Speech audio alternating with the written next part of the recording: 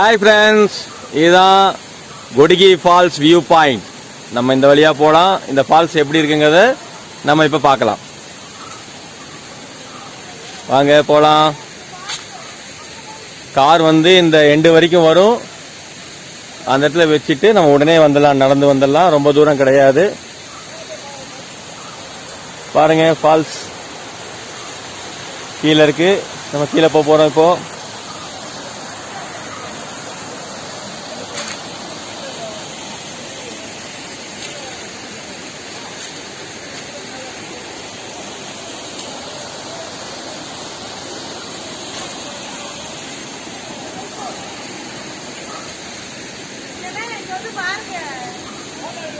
View point ஒன்று வச்சிருக்காங்க.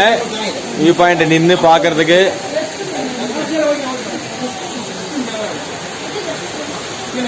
இங்க நோ ஸ்மோக்கிங். பாருங்க ஃபால்ஸ் வியூ தெரியுதா? எவ்வளவு அழகா இருக்கு அருவி. எல்லாம் ஆல்ரெடி மக்கள்லாம் வந்திருக்காங்க. பார்பா ஃபால்ஸ் சூப்பரா இருக்குங்க. ஆக்சுவலாக நம்ம இந்த இது வழியாக தான் போயாகணும் நடந்து. இதோ கீழே இந்த மாதிரி தான் கீழே போயாகணும். இதுதான் வியூ பாயிண்ட். வியூ பாயிண்ட் போகிற வழியில் போய் நம்ம வந்து பார்க்கலாம். இப்போவா வாங்க பாடலாம், போகலாம் கீழே.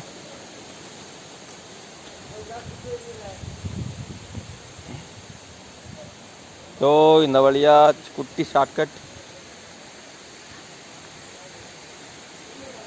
வாங்க வாங்க வாங்க வாங்க. இதோ ஃபால்ஸுக்கு வந்துட்டோம். வாங்க இருங்க, பார்த்து கால் வச்சு போங்க. ஒரே கல்லா இருக்கு. அப்போ பெரிய கல்லா இருக்கு. அவ்வளோதான், வாட்டர் ஃபால்ஸ் வந்தாச்சு. பார்த்து வாங்க. இந்த ஏரியால ரொம்ப முக்கியமான விஷயம் தான், நம்ம ஊர்ல ட்ரெஸ் பண்றதுக்கு வாய்ப்பே இருக்காது, வழியெல்லாம் கிளீனா இருக்காது. பட் இங்க ட்ரெஸ் பண்றதுக்கு சூப்பரா இருக்கு பிளேஸ். ஃபால்ஸுக்கு பக்கத்துலேயே ரெஸ்ட் ரூமும் ட்ரெஸ்ஸிங் ரூமும் இருக்கு. ஆமா, அது கிளீனா இருக்கு. அது ரொம்ப முக்கியம்.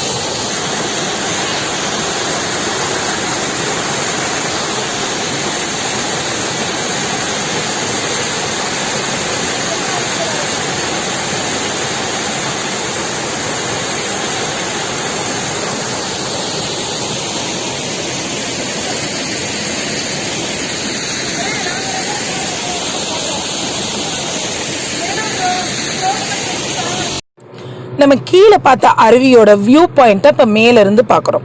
சாதாரணமாக பிற அருவிகளில் போய் நம்ம மேலே பார்க்குறது அவ்வளோ டஃப்பாக இருக்கும். ஆனால் ரொம்ப ரொம்ப ஈஸியாக இருக்குது. மேலே பார்த்துட்டு தான் கீழே இறங்குற மாதிரியே இருக்குது. எவ்வளோ அழகாக இருக்குது பார்த்தீங்களா? சலன்னு ஓடுது. நேற்று நம்ம பார்த்தது ஹேமாவதி ரிவரோட ஸ்டார்டிங் பாயிண்ட். அது குழந்தை மாதிரி அமைதியாக இருந்துச்சு. இப்போ அருவி, அதுக்கு அடுத்த பரிணாம வளர்ச்சி, பறிச்சுட்டு ஓடுது. இப்போ நீங்கள் பார்த்துட்டு இருக்கிறது நேத்ரவதி ஆறுடைய ஒரு பரிணாமத்தை தான்.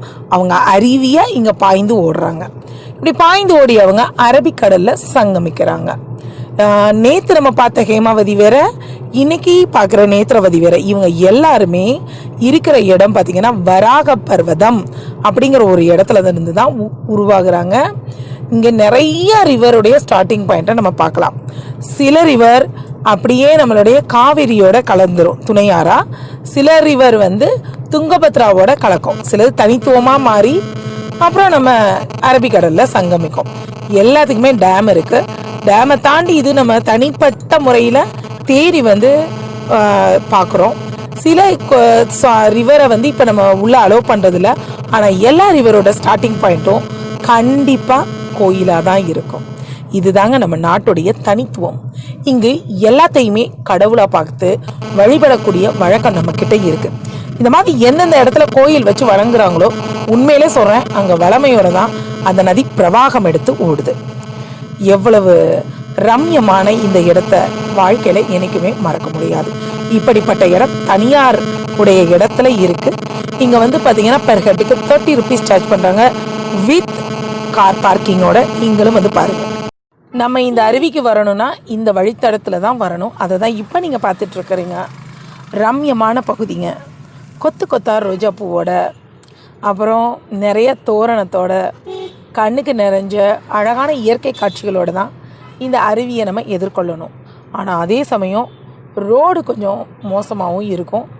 பார்த்து வண்டி ஓட்டிகிட்டு வரணும். சரி, அடுத்த ஒரு நிகழ்வில் உங்களை நம்ம பார்க்கலாம். நன்றி, வணக்கம்.